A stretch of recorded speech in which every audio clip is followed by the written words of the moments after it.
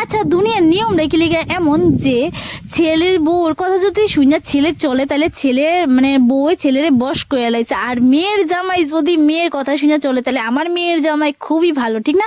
মানে ছেলের বউ আর মেয়ের মধ্যে কত তফাৎ, মানে আকাশ পাতাল তফাৎ, ঠিক না? আমার আজকে কথাটা কোনের কারণ হইল গিয়ে আমার মনে হইতেছিল আজকে এই কথাটা তোমার লোক শেয়ার করি, তার লেগে আর কি। আমার মানে কিছু মানুষের থেকে এই জিনিসটা শুনতাছি, মানে এমন তফাৎ কিলিকা করে তারা, মানে মেয়েরে আর ছেলের বউরে এক চোখে দেখলেই তো দুজন সমান না। নিজের মেয়েও তো পরের ঘরে যেতেছে গা, আর পরের বাড়ির মেয়ে তো নিজের ঘরে আইতেছে না, ঠিক না? এরা কিন্তু কিছু মানুষ মানে মানতেই পারে না, আমার মনে হয় আর কি।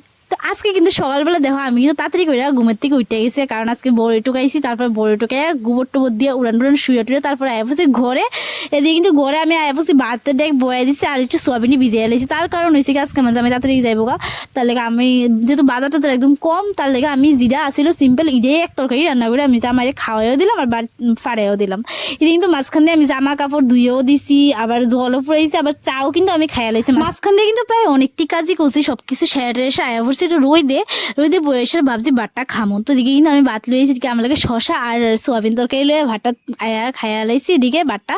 তারপর কিন্তু ভাত খাওয়ার পরে স্নান করে লাইছি, স্নান টান করার পরে এদিকে আয়া পড়ছি রই দিয়ে চুল শুকাইতে।